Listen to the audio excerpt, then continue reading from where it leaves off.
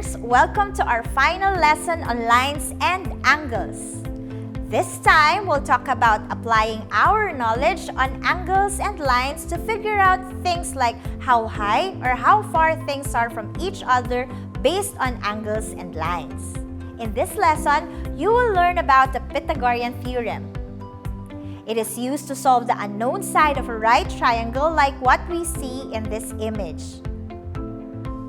We can use the Pythagorean theorem to solve for things like exactly how long a plank of wood should be when we put up wooden ramps, or how far we have to walk if we took a more direct route that goes through a rice field, or even presenting how long these stair steps are on a sheet of paper without having to actually measure them.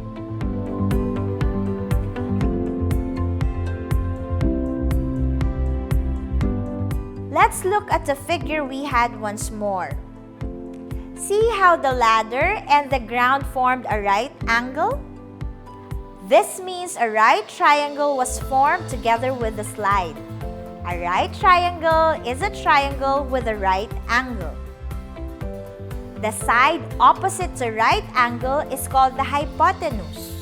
The other two sides are called the legs.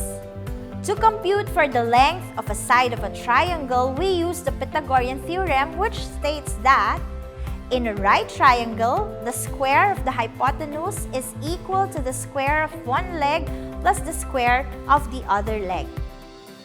Square the hypotenuse means multiplying the length of the hypotenuse by itself. We usually label the hypotenuse as c, and to square it, we multiply it by itself. That's c squared equals c times c. Square the leg means multiply the length of the leg by itself.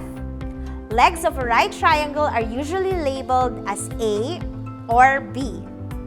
Using the same method for either leg, we get A squared equals A times A and B squared equals B times B.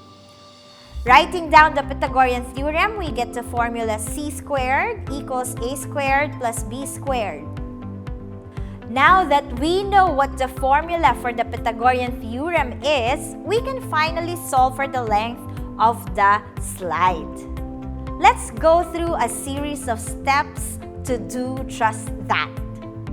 Step 1. Identify the hypotenuse and the legs of the triangle. The hypotenuse C is the side opposite to the right angle. Therefore, C is the length of the slide. The two legs of the triangle are represented by the ladder and the ground. Therefore, A is the length of the ladder, which is 3 units, and B is the distance between the lower end of the slide and the lower end of the ladder, which is 4. Step 2. Use the formula derived from the Pythagorean theorem. If C is the hypotenuse of the right triangle and A and B are its legs, we will then have C squared equals A squared plus B squared. Step 3. Substitute the given values to the variable, which are A, B, and C in the formula and solve for the unknown.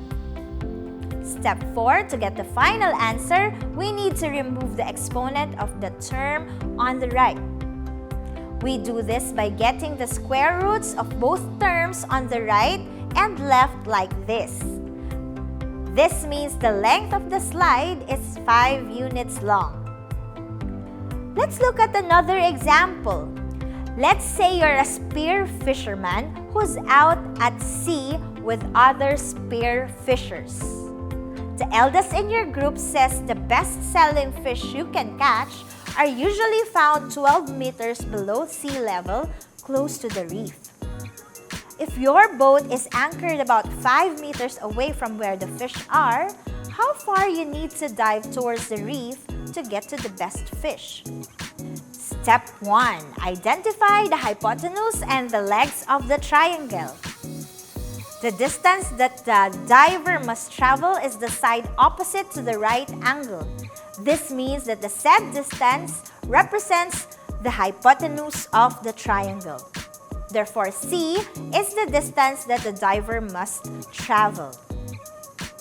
The two legs of the triangle are represented by the distance below sea level and the distance between the diver at point C and point B below sea level. Therefore, A is the distance below sea level and B is the distance between the diver at point C and point B. Step 2. Use the formula derived from the Pythagorean theorem, which is c squared equals a squared plus b squared. Step 3. Substitute the given values to the variable in the formula and solve for the unknown.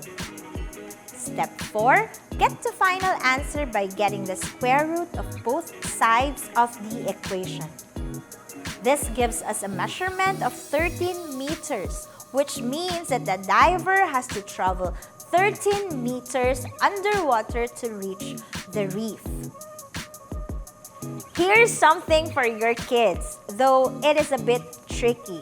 Try and solve this with me on a piece of paper.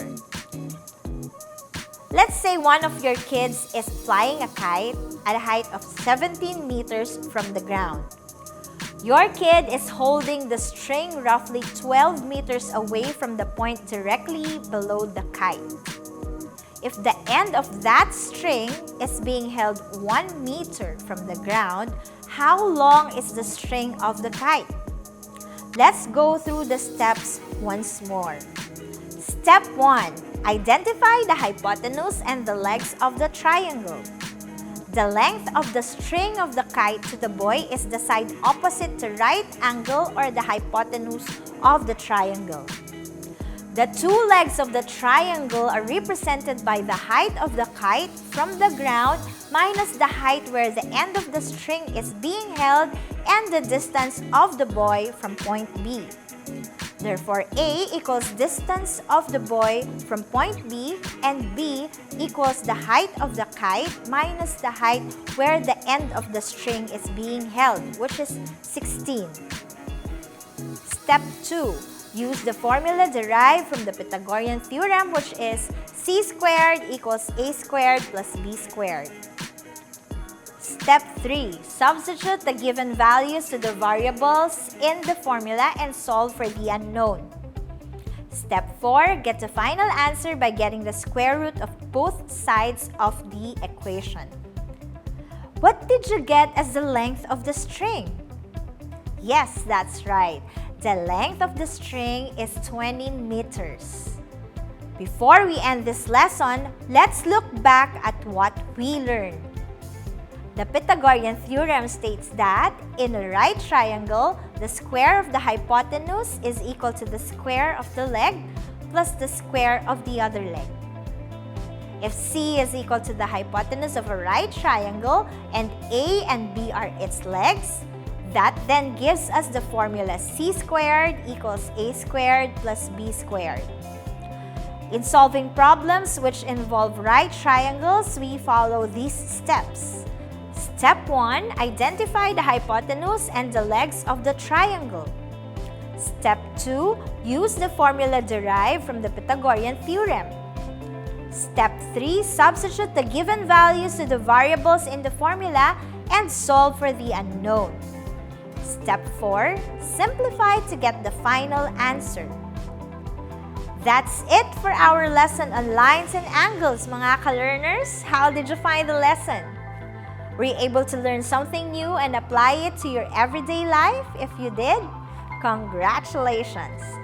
Make sure you keep practicing the skills you learned in this module so you can get better at them. See you on our next module, mga ka-learners. This has been Teacher Angel for Solar Learning.